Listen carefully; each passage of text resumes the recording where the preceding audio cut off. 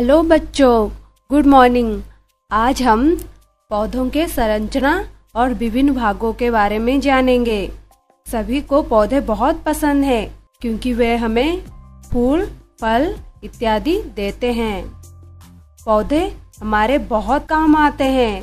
आइए अब हम पौधों के बारे में और विस्तार से जानें। आपने जरूर पौधों का निचला हिस्सा देखा ही होगा जो जमीन के अंदर जाता है। इसे हम जड़ या रूट कहते हैं।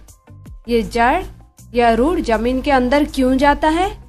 पहला कारण तो ये है कि यह जमीन को मजबूती से पकड़ लेता है, जिससे पूरा पेड़ जमीन पर सीधा खड़ा हो सके। दूसरा कारण है कि जड़ जमीन के अंदर से पानी और खनिज तत्व अवशोषित करते हैं। ये पानी और खनिज तत्व पौधों को बढ़ने में मदद करते हैं। जड़ मुख्यतः दो प्रकार के होते हैं, टैप रूट या मूसला जड़ कहते हैं। इस प्रकार के जड़ में एक मुख्य जड़ होता है और उसमें से कई शाखाएं निकलती हैं। आम का पेड़ का जड़ टैप रूट या मूसला जड़ का उदाहरण है।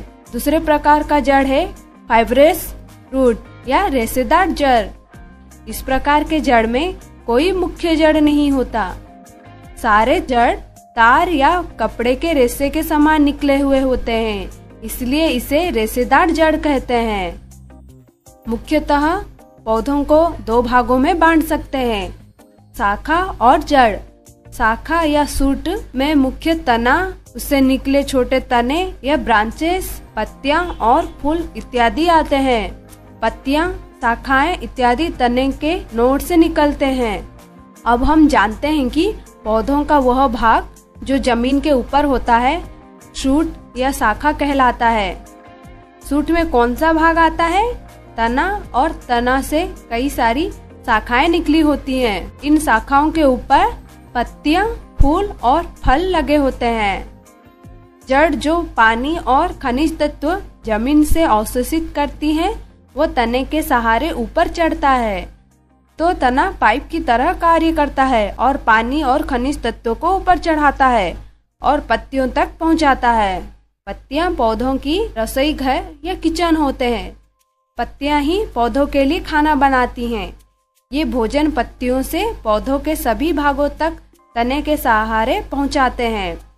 तो तना का दूसरा कार्य है भोजन को पत्तियों से दूसरे भागों तक पहुंचाना।